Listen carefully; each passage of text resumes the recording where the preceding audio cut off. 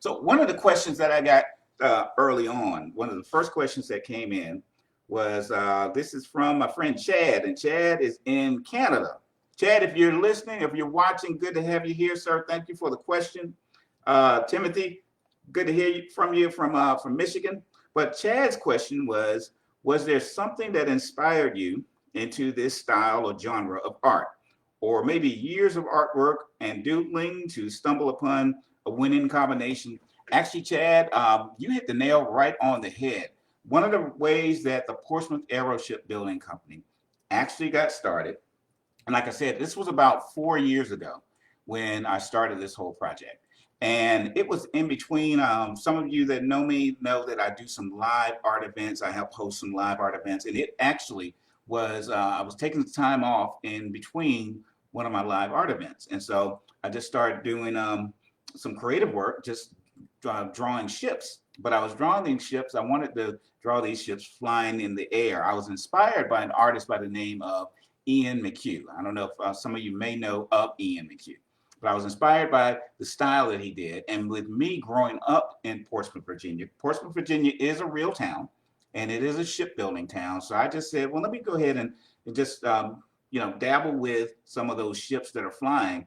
But I'll back up a little bit more. What really inspired me to take ships and put them in the air, I'll be honest with you, I love to see what God does with the clouds.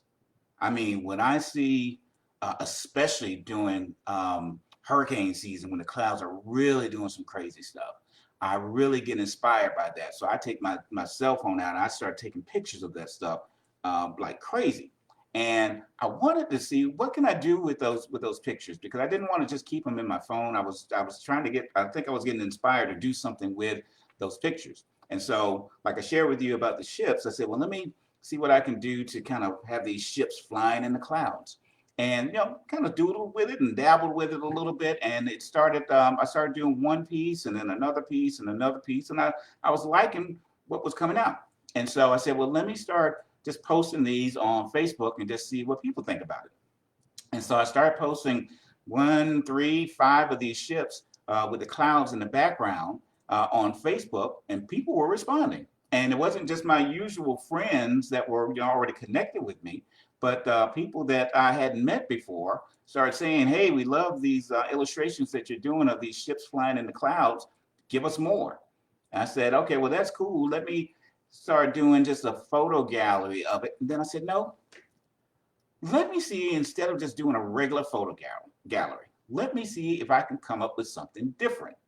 Now, by day, I work in media, in news media. I'm always trying to do unique things with social media.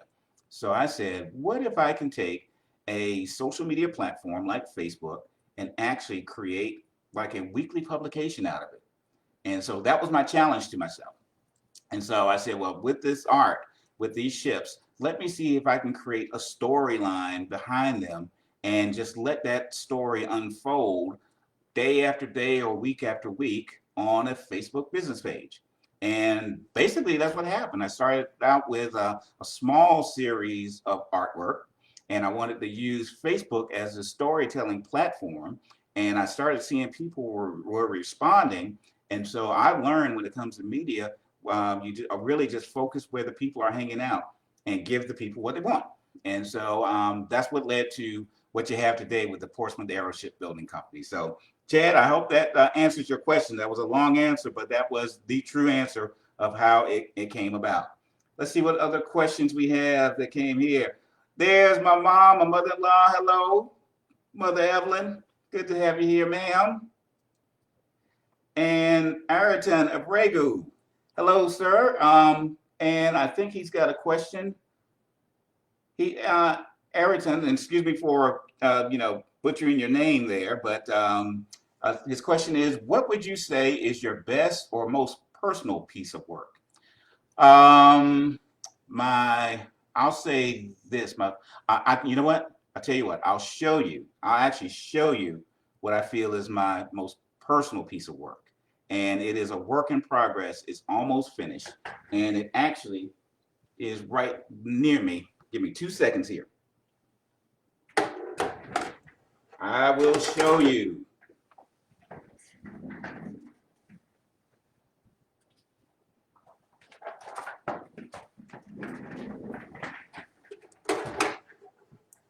That's the thing I love about when we do this stuff live, because you never know what's going to happen. The questions are going to come about.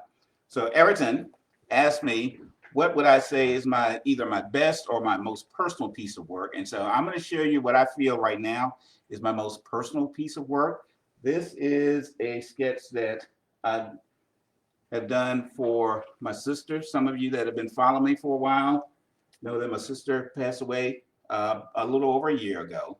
And not too long after we celebrated her life, I came back home to my home studio and I did a sketch of her. And I'm almost finished with this sketch. And I'm going to turn it into a piece that's on canvas and give it to a couple of my family members, including her husband, their kids. But that is a precious piece to me because it is just a commemoration and celebration of my sister's life. Not a sad thing, but something just that warm-hearted feeling, and again celebrating her life. So that is a personal piece of mine that I've worked on. So thank you for that question, sir.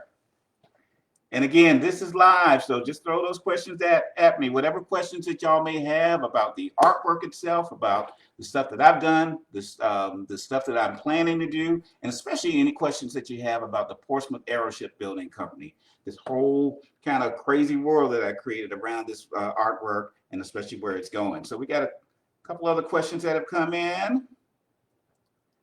Let's see what we've got here.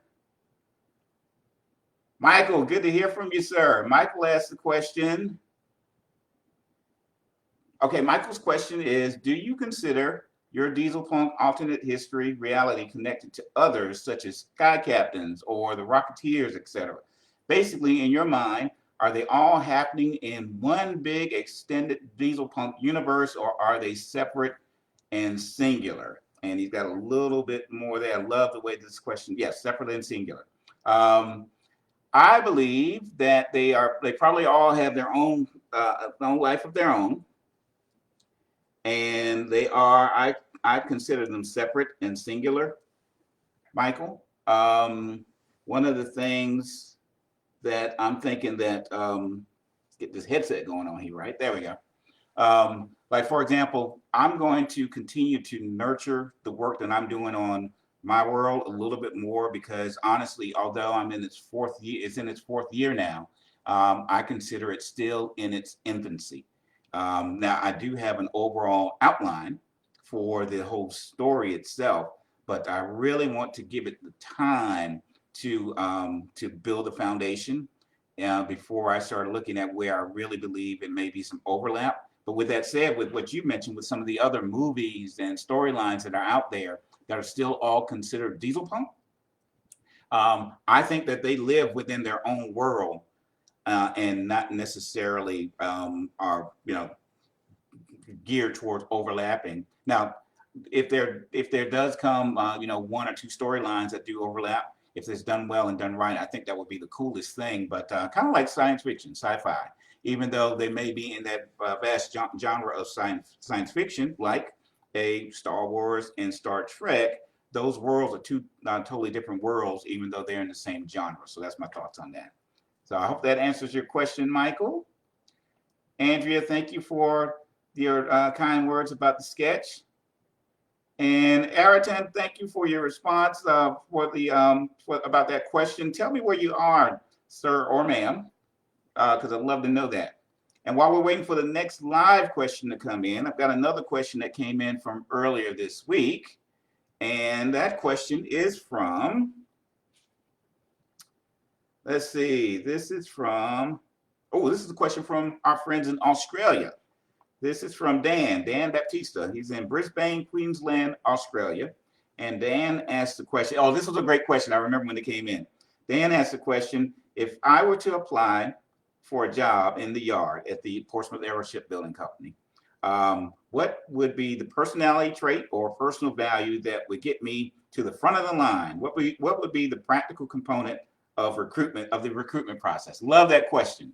I'm going to say, honestly, it's going to be, especially with me being the PR guy, I work with the personnel people at the Portsmouth Aeroship Building Company.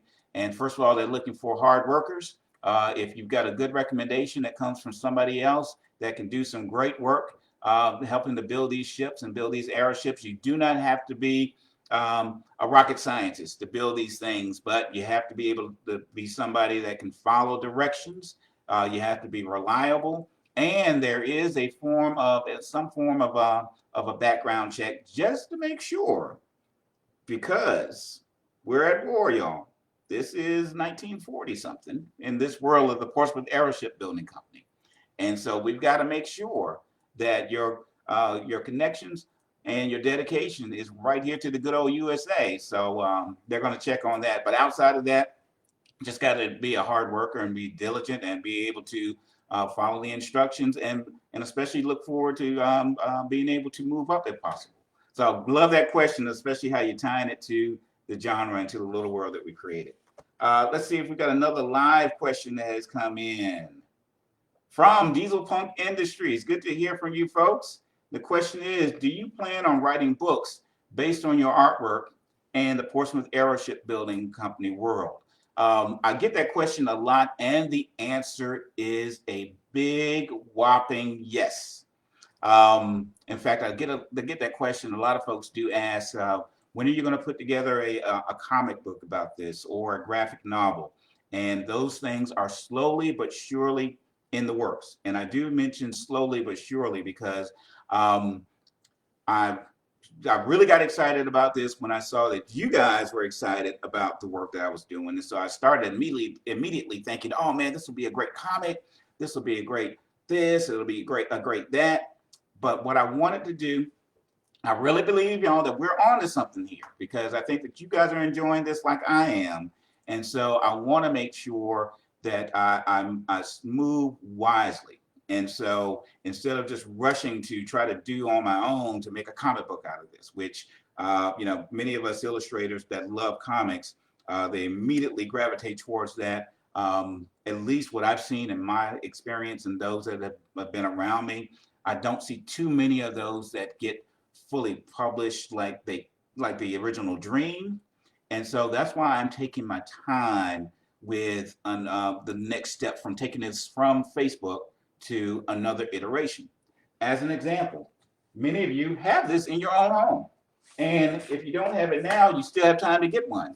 But the first step that I wanted to take towards taking it from the digital version to something that you can have published in your hand has been the calendar. And so this has been our third calendar that we've done. And if you're getting a replay of this, you'll see some links that you can order this yourself. But I wanted to, this is really my first step towards making this a published book.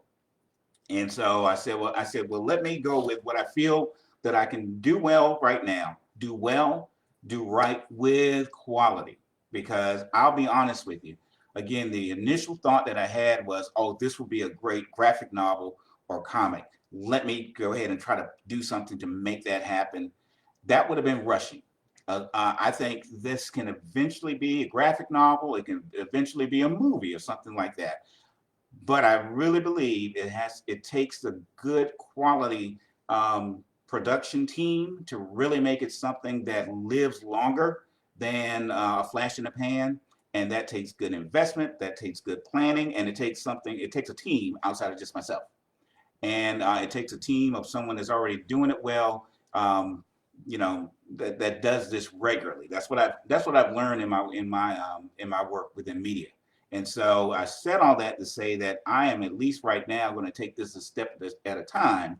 So phase one for taking it from a digital version to something that's published so you can get it in your hands has been not only just the printed art pieces themselves, but the calendar, because that's something that I felt that I can at least do well and do right and make it something quality where you would want it again. And the next thing that I'm doing, which answers the question of what I'm planning to do this year, part of what I want to do, especially since we're in our fourth year of creating all of these illustrations, along with the storyline itself and the world itself, I want to create what I'm calling a guidebook.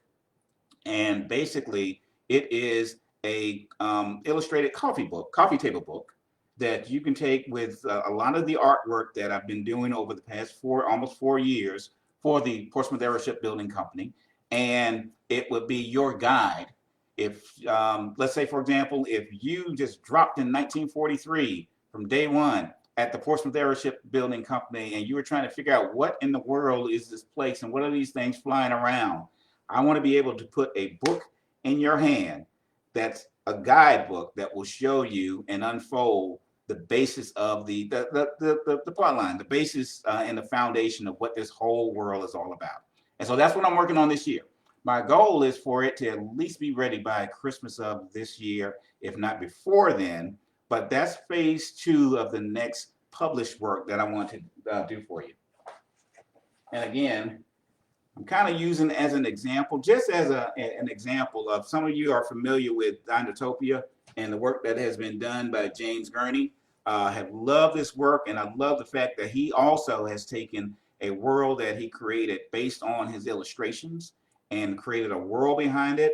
But in his book, it's not a traditional comic book. It's kind of not really a graphic novel, but it is a illustrated book that tells the story of the world that he created around his art. And so I'm going to follow a similar path, of course, not making it identical to this, but it's a similar path of having a published book with the artwork that I've created over the years that helps tell the story. So I hope that answered your question. Now, I think if I do that as the next step and do something similar to that as the next step, another thing that I feel that I can do well and do right, where it's quality right now, is to do a sketchbook with all of the sketches. In fact, my nephew Dawson saw the sketches that I did before, and I want to turn those sketches that make up a lot of the artwork that you've seen with this world into a book as well too. But if I do those as phase 2, then as I start connecting with others, professionals that do create graphic novels or do create things for Netflix and things like that. That's the stuff that can happen. But I don't want to rush into anything, because I've seen a whole lot of folks that have some great ideas. They rush into doing it on their own. They don't have the team support. They don't have the professional support. They don't have the financial support, and it's a dream that dies. That's not going to happen with what we're doing, but we've got to take our time. So I hope that answers your question. Some of these answers are kind of long, but they're at least kind of well thought out, I feel. So, oh, and Ayrton, yes, he's in Peru. Wow, that's so good to hear from you. Thank you so much for chiming in, all the way from Peru. Hey, there's my friend Johnny Weekend. Good to have you here, Johnny. And Johnny's question is, are the aeroships and gravitational displacement technology? Love that you know the term, sir. Are the aeroships and gravitational displacement technology a product of the alternate timeline, or in the process of developing the aerosship and the gravitational displacement technology, did the alternate timeline occur? Is it chicken before the egg? Okay, I think I understand your question. So folks, those of you that may not be familiar with the term, we're talking about gravitational displacement technology. And for example, that picture that you see behind me, that's one of the aeroships that's floating in the air. In this world, that's a common thing that these ships, not only you see ships in the sea, and you see these ships floating in the air, because there's a thing that's a part of their world that's called gravitational displacement technology. What it is a gravitational displacement engine. They discovered that in about 1912, I think it was, and it's a way to trick gravity. What it does, right now gravity pulls us down. This technology created an engine that tricks gravity to make gravity pull either up or over instead of pulling it down. And so that creates a sense of buoyancy for these ships.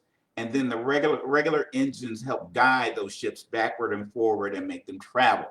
So Johnny asked the question, is that timeline that this world exists in, is that what created the GTD, or the other way around? And to answer your question, if I understand your question right, Johnny, The timeline itself is what helped create that. And I'll tell you why. In fact, I posted it today on Facebook.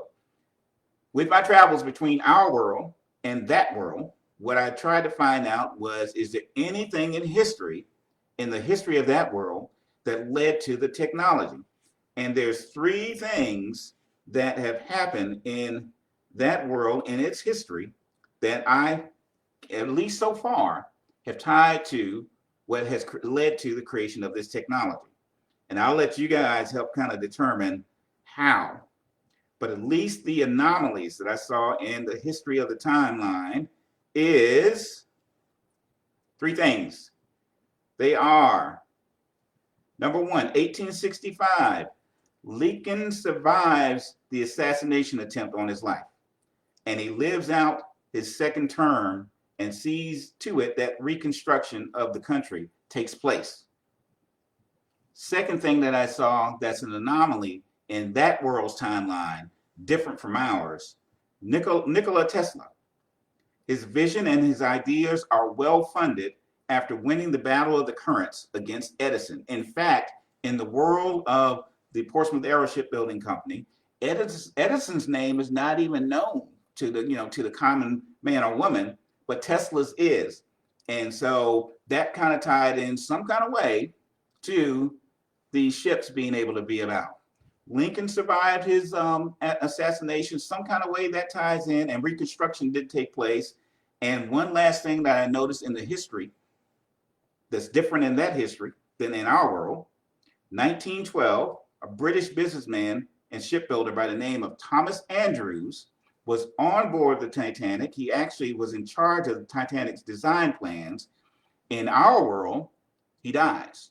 In the world where these ships come from, these ships right here, right there, he survived. And those are at least three anomalies that I see in the history, in the history of that timeline that's different from our own. And I believe they have some kind of connection with making these ships do what they do and the gravitational displacement technology. So I hope that answers your question. And I hope that gives you guys that are thinking, what is this thing he's talking about? Dig in deeper. If you're not following this page, follow it, because it's beyond just pictures. But we've created this whole world around it. And as you can see by the folks chiming in with their questions, we are having a blast and having fun. So Johnny, thank you for that question, sir. Let's get another live question here. Hey, I see the folks from Diesel Punk Industries said that, yes, he just gave the Dinotopia book to his niece. Awesome. Awesome choice there. So we got a question from Timothy Vandenbrink. Timothy, good to see you again, sir. I do see you hanging out on my page. And his question is, how about a cutaway diagram of one of your ships? You'd love to see the engine room, powder magazine, gallery, sleeping quarters for the crew, and the bridge, etc. I think that's one of the things that may come somewhere down in the future. I've thought about that, and I'll really, and the reason why I say really that would be something that will come into the future is my forte as an artist is mostly drawing people, and when it comes to inanimate objects like these ships, what you see here is really where I do best. Now, as far as technical drawings and things like that, probably somewhere down the road, not too far from now, I may partner with someone whose forte is a technical artist or technical drawing. That actually is the exact opposite of my wheelhouse. But I love that idea. In fact, as we're broadening this whole world, and as we're looking at, especially publications, that will be one where I may partner with someone that specializes in that, and let them take like the ship that you see here, here, and actually letting them use their creativity to break this thing, like you said, to do a cutaway and for them to go at it. So I love the idea. That's something that won't happen necessarily this year, but I do see value in doing that pretty soon. But I will partner with the right talent to do that. What I may do more so that's not going on right now is to start identifying some key characters, because that is in my wheelhouse as far as illustrating people. But great question. Thank you for sharing that. Let's get some more live questions from some folks. And in fact, while we're waiting for a few more live questions to come in, I've got another question that came in earlier. Let's see. We tackled Chad's questions and Dan's question. And we have a question from, oh, yes, this was a great question. This was a great question. This question came in from Eric, and Eric is from San Antonio, Texas. Eric, I hope you're doing well with all the ice that you guys had and the power outages there. I know that the weather's a little bit better now, but I hope you and your family did well through all of that thing. Thank you for your question, and here's Eric's question. Eric said, I'm curious about the early, less than successful attempts into the development of the gravitational displacement engine. And where this question comes from, Eric, those of you that have the calendar, you may know and you may recall that on January 19th, I'll show everybody again, on January 19th, I know you can't see that all that well, but January 19th on the calendar is where we celebrate the first successful gravitational displacement engine powered flight that happened in 1912. And so when I actually started posting that in the calendar, Eric, I too kept thinking, wow, so that's the first successful. So, man, what were some of the ones that were unsuccessful? Well, we're actually going to illustrate and tell that story maybe before this year's out, if not into next year. But let me give you some insight on that story so far. I'm going to dig a little bit deeper to get the history because it was publicized in this world, the Portsmouth Aeroship Building Company. And in its world, in its history, the accidents or the things that happened were publicized, but then they were kind of kept hush-hush. I'm going to dig a little bit deeper, but I'll tell you what has been told so far, and we got to have that story unpacked and told.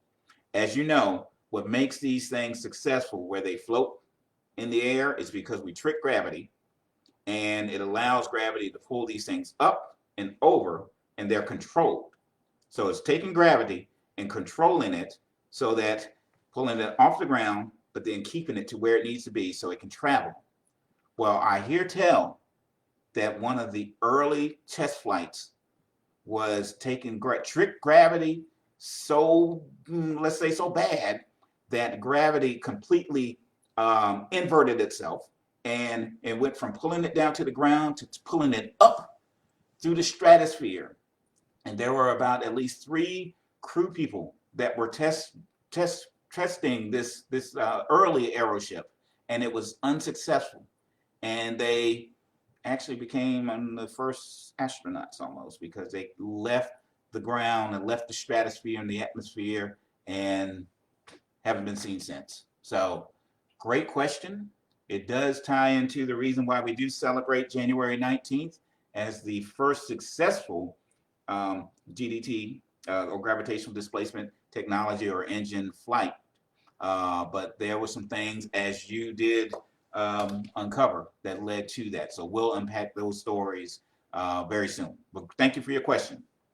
Let's see if there's another question that's going on here. We thank you folks for joining us tonight. Thank you for hanging out with us.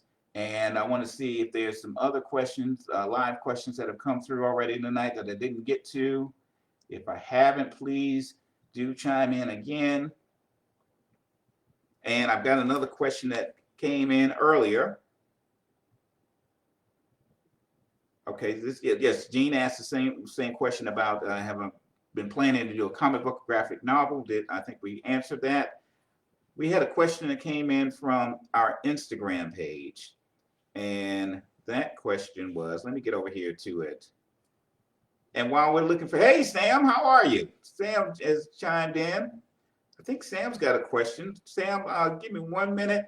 I'm going to try to pull up one of these questions that came up, but so glad that you are here, sir. Almost there, y'all, almost there. There we are. one of the questions that came in earlier. Oh, yes, this is a good question.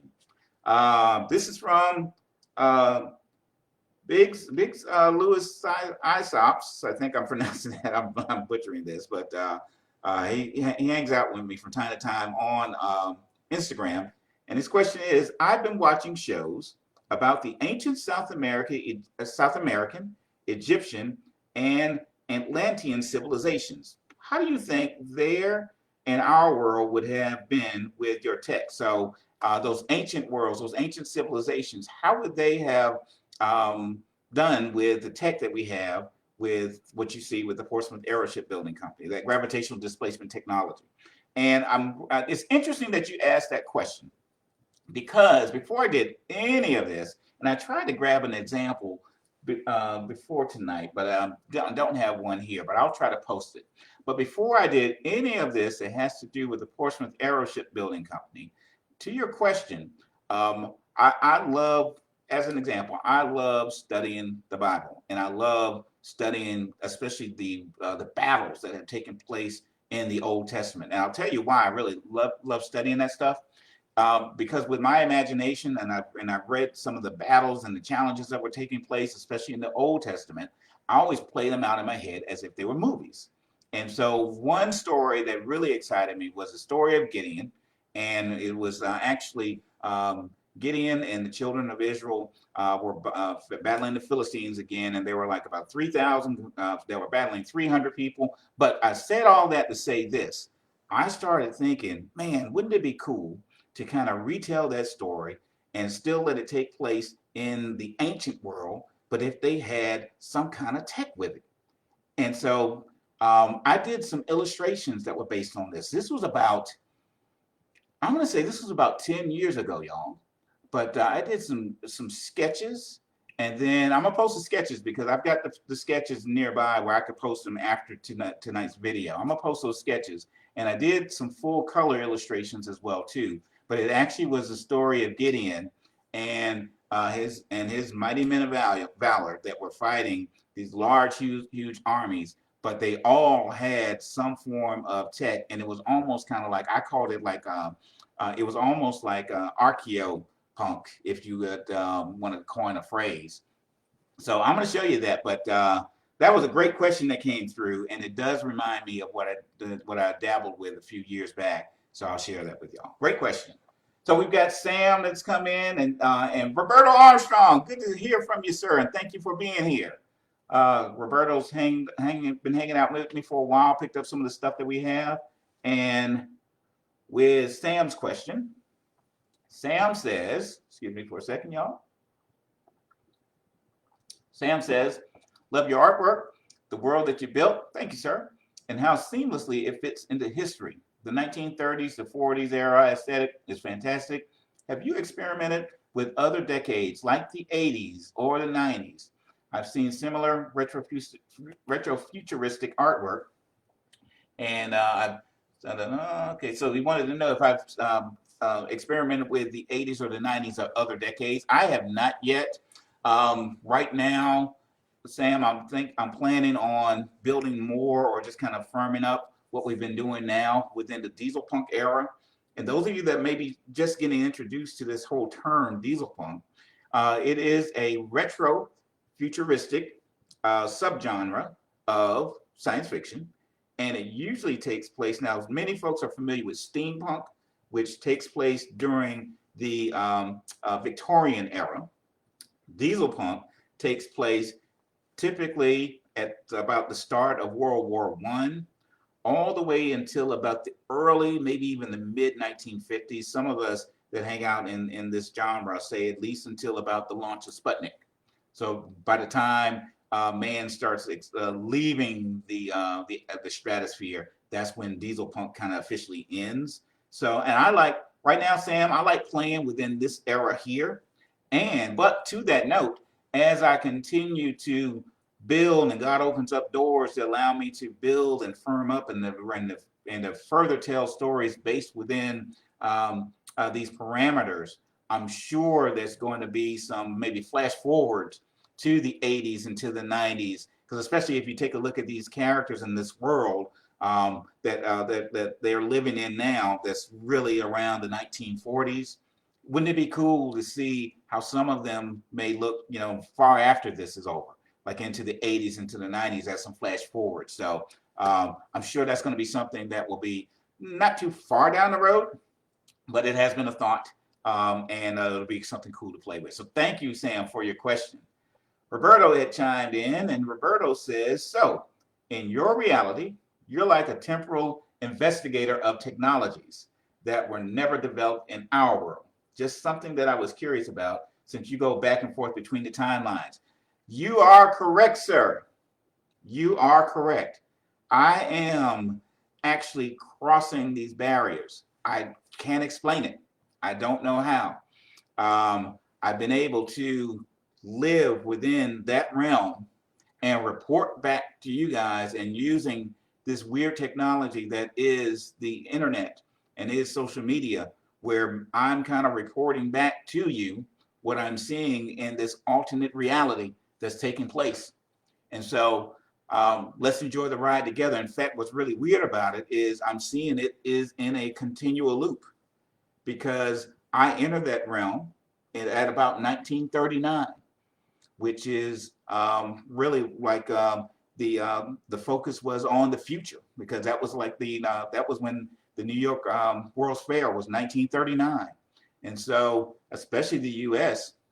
was looking forward to the future. Now, most of the rest of the world, at least in Europe, was at war, but the U.S. stayed out of that. So I came in as an observer and was able to find a role that allowed me to observe. So I am the PR guy, the public relations guy for the Portsmouth Airship Building Company. So my job is to tell the public a good story about what goes on at the yard. Now, that allows me to tell you guys the story of what goes on at the yard itself. And I am, in some kind of weird way, coming back and forth between these realms. Now, I think part of what we'll start seeing as we get to tell the story more is how I am able to kind of keep that hush hush with the folks that I interact with, at least on that side, as I at the same time keep you guys in the loop with no holds barred and tell you the whole story. So stay tuned. But great observation, and yes, that's what's going on. It's weird, man. It is weird. Dieselbook Industries asks the question again. In this world, does the Axis have anything comparable to gravitational displacement technology? Great question, and yes, they do. In fact, that's part of why the Portsmouth Airship Building Company has been contracted with the U.S. military, because it's kind of like, it reminds me of how in our world, how we do have electronic vehicles and hybrid vehicles, but they're not mainstream, but they're entering into the mainstream.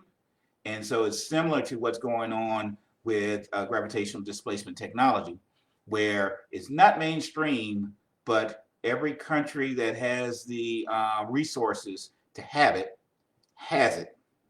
And so now they're all working independently, instead of when the war hit, the countries weren't working together. So now they're working independently to see who can outdo the other to take that technology, as well as other things like we know that's happened in our realm, to win the war using all resources that they have, including gravitational displacement technology. So kind of like the rush for the atom bomb, which is still part of that world as well too. So yes, to answer your question, I am having a great time tonight, and I hope you guys are as well too. And if you are watching the replay, hang around for all of us that are watching this, because at the end I'm going to show you a glimpse of what I'm working on immediately. The next illustration that I'm going to be working on as well too. So hang on towards the end so you can see that. And hey, John O'Connor has joined us, and John has posted, I like both steampunk and dieselpunk. I've been enjoying your work. Thank you, John, and how you incorporate history in an interesting way. Thank you, John, so much for those kind words. And I have been having a blast with just the researching of history and incorporating history in this. And one reason is because I am learning and uncovering so much history that I never knew was out there. In fact, a lot of the stuff I share with you guys, I kind of share it. I end up hearing about it myself first, and then get so excited about it, I got to share with y'all. So it's not like I knew all of this stuff and like let me go ahead and feed it out to everybody. Mostly is when I uncover it because of this path that I've been on. So I'm glad that you're enjoying it as well too. All right, so let's keep on taking some questions here. John Dunn, good to have you here, sir. John and Johnny Trez asked a question too. Let me tackle Johnny's question real quick since it came in a little bit before. Johnny says, can we expect a more detailed depiction of the art itself owing to some of your descriptions of different departments and areas? I've seen maybe more of a map with many of the backup support facilities that keep things up and running. Johnny, yes. In fact, that's part of what I'm going to include at least in this. Let's see, I'm working with my headset here. That is part of what you're going to see me include in this guidebook. And then I will have even more detail come out of that. But my plan is in the guidebook to at least give you this initial guide to some of the supporting departments, some of the maps, some of the ships and their role. In fact, I've got it broken down to, in fact, let's see if I got the outline here. Just to share with you, Johnny, and those of you that may be thinking and asking, yes. So part of what I'm looking at sharing with you in the guidebook is, first we'll talk about before the war, because I actually walk you through. The goal of the guidebook is to put in your hand the story or my path that I started experiencing when I came into this world of the Portsmouth Aeroship Building Company. And so it starts off with me kind of landing here in 1939. So it's the world of tomorrow, all the way to a day of infamy. And so it really takes place with 1939 up until 1941, actually December 7, 1941, when the bombing of Pearl Harbor. But I kind of walk you through an overview of that world, or that part of the world.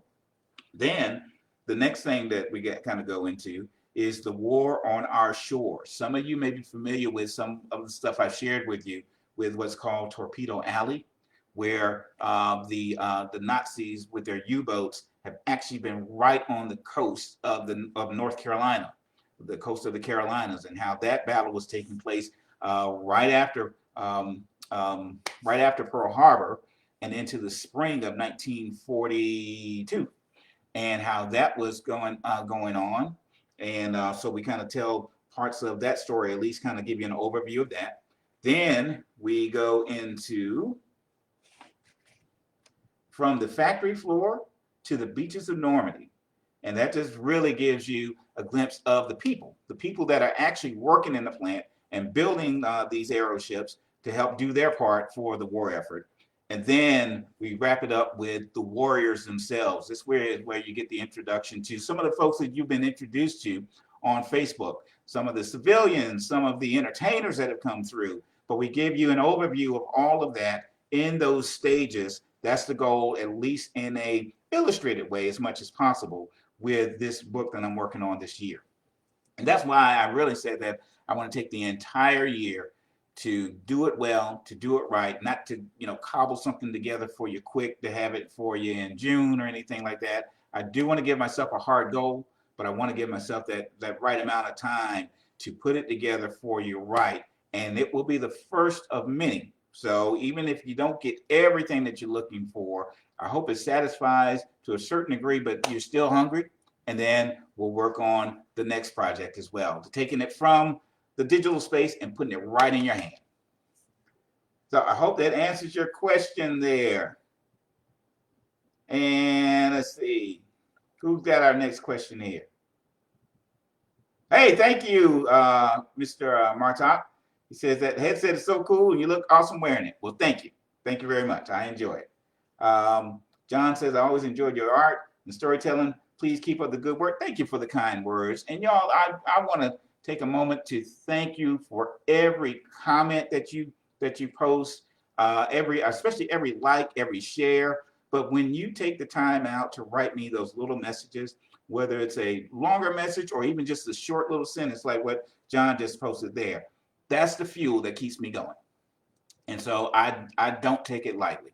I try to respond back with each one of those because I know, as you know, if you're on social media all the time, you know it's easy to click a like or something like that, or even a hug or something like that. But even to take the time, even beyond that, to write out a little message, I appreciate it.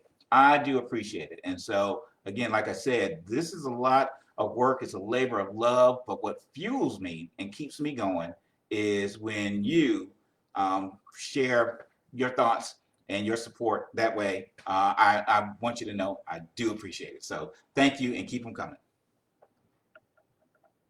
So I don't have any other live questions. We still have room for live questions. And let me see if I got another question that came in earlier this week. Yes, my friend Rachel had asked on Instagram. Rachel Ray, good to hear from you. Rachel, I hope you're here. And if you're not here live, I hope you're here for the replay. But Rachel had asked earlier this week, have you ever thought about or done a crossover episode with The Yard and the original Star Trek? And Rachel, I haven't thought about doing that for Star Trek. But when I saw your question, it did actually remind me of a possible crossover that I was thinking about what would be cool. I actually was thinking about, and again, as you guys have heard me say, I'm still trying to build the foundation of what we have started here. At the same time, I was thinking, what would be an existing work or world that I would feel would be a good crossover somewhere down the line? And what immediately came to mind was at least one of the movies that I love.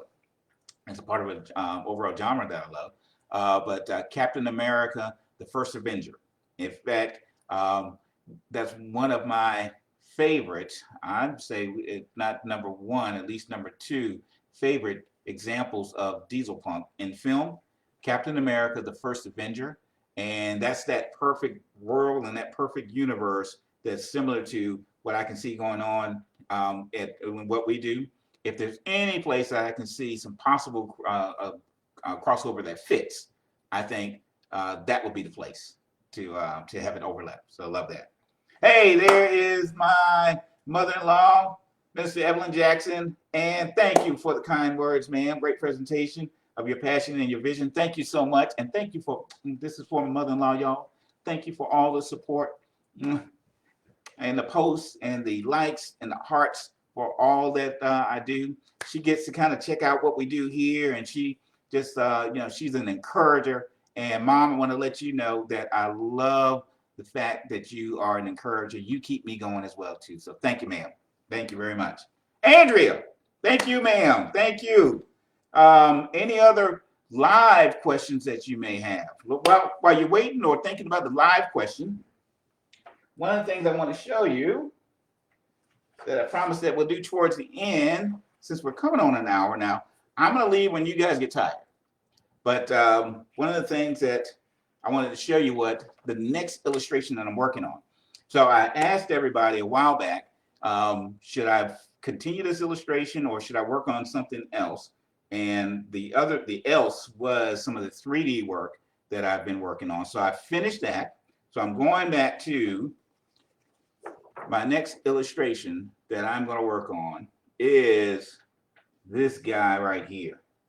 Now, this looks like a deep sea diver, but as you can see, it's got a lot of clouds behind him.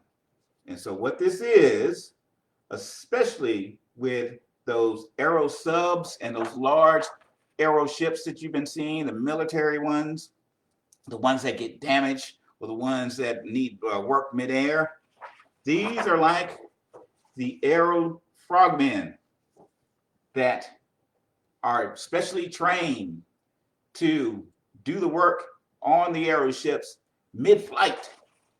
And so this is just the original concept art. And I've got it already loaded into the computer where I'm firming it up and kind of tweaking it a little bit. But keep on the lookout because that is the next illustration that I plan to launch. And I'm going to launch it in the multiple ways that you've seen before, where you'll be able to, of course, see it digitally. You'll be able to have it as your cell phone wallpaper, but I'm also going to do, like you see right here, a large version that can be poster, can be on canvas, that will go on your wall, and you'll be able to order as well. And if it does look great enough, if it does meet your standards, then I'll put it in the upcoming calendar for next year, as I have with some of my other work. I'm just checking to see if there's any more live questions and any other questions that came in during the week. Don't have any other questions that came in, but I want to thank everybody for joining me tonight. And if you're watching the replay, I do want to thank you for watching that as well. If you're watching the replay and you do have questions, still post your questions here. We will definitely entertain those. I do want to remind everybody that you still can get your copy of this year's calendar, because we're really just still getting into the year. And there's about 5 illustrations in there that have these cool QR codes where there's video that's embedded. In fact, if you can, I'm going to hold this still. You probably can't see it all that well. But with your cell phone, you can hover over that QR code, and it will take you, this is QR code right there. It will take you to an embedded video. It's most of those are how-to video where I show how I sketched out that illustration. One of them is actually a 360 video that kind of takes you into the world itself. In fact, if my nephew Dawson is watching this, he knows exactly what I'm talking about because he got to try it himself. But I do want you to get the calendar, and I want you to continue to just hanging out with us. I think I got some more questions that came in. Hey, there's Dawson right there. Dawson, how are you, sir? Let's see. Dawson says, your stories are really cool, really detailed, and your artwork is really, thank you so much, sir. I love that. That inspires me so much, especially coming from you. Thank you very much. And we've got, got another question from Roberto. Roberto Armstrong. He asked, will Nicole Dreger be a character of the Portsmouth timeline? Roberto, great question, because, and just to back up and let some of you that may not know who Nicole is that he's referring to, we had an awesome opportunity, guys. It was in November, right? Yes, it was in November before the holidays of last year. We had a hangar party. And what that was, we invited all of the staff from the Portsmouth Airship Building Company, the staff, the men and women that build these ships. We wanted to give them a weekend where they could just sit down, chill out, and relax and enjoy some good old 1940s entertainment. And so we found a young lady. This was a real person that we found that actually sings classic jazz. Her name is Nicole Dreger.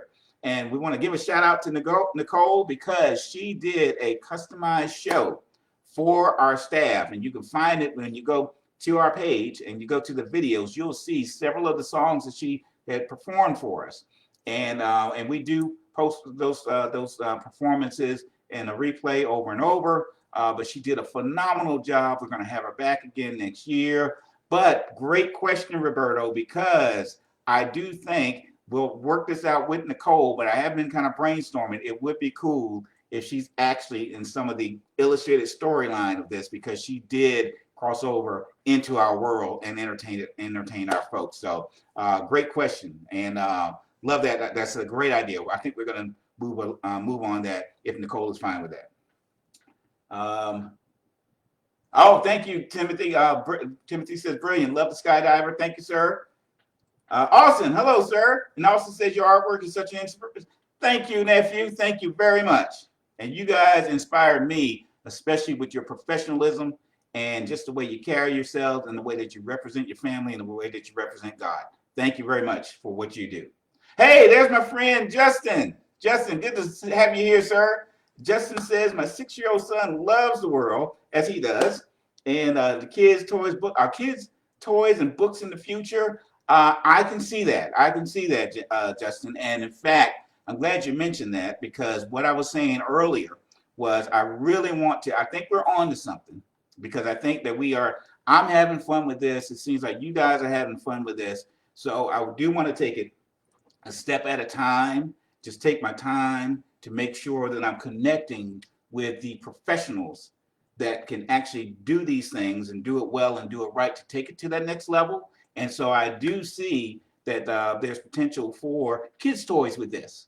And so as we continue to grow this world, I believe that that's the door that God will open up. And if he does open that door up, I'm going to run right through it. So thank you very much. Thank you very much for asking that question. And Roberto says, yes, talking about Nicole. Guys, if y'all haven't had a chance to see what Roberto and I are talking about with Nicole, if you go into our Facebook page and look up video, you'll see actually within the last week or so, we did a replay of, we actually did it for Valentine's Day. We did a replay of one of her songs that she performed. And I think it was a great way of using multimedia, where all of this started with illustrations, but you see how we use video and actually a live performance and brought it all together in this world. So take a look and see and listen and watch Nicole's performance. I think it will really be entertaining for you. And I'd love to get your feedback on that. And if you really like what you're hearing, you'll see links where you can go and support her as well, because she did a phenomenal job for us with not having done anything like this, kind of like for what we do. This has been unheard of, but she jumped right in it, and she was a real trooper. So thank you for checking her out. Well, guys and gals, I want to thank everybody. We've been up here for a little over an hour. The time flew. I enjoyed it. I had a great time. I hope this is something that inspires your week. I am looking forward to hanging out with you this week and into the following weeks, as we have been doing. We've been creating a whole lot of cool work. My job, my goal is to help you escape the mundane. Now, as I said before, the outside world wasn't as mundane as it used to be. It was kind of crazy. Whatever is going on in the outside world, I at least want you to have a quick 2-minute getaway, at least one image at a time. So that's what I feel my job is with creating all of this, just to give you an escape. And so we'd love for you to continue hanging out with us, looking at the artwork. If you do feel so led, feel free to pick up the calendars. You'll see links to the other stuff that we have. We got mugs, we got sweatshirts, t-shirts, everything. But that's not the case. Just hang out here, post your comments, post any critique that you have, any thoughts and ideas. We just love how we can really just use this as community, because I think the way that the world has been, anything that brings us together and helps us stay connected and unified is a good thing. So I want to wish everybody a good night.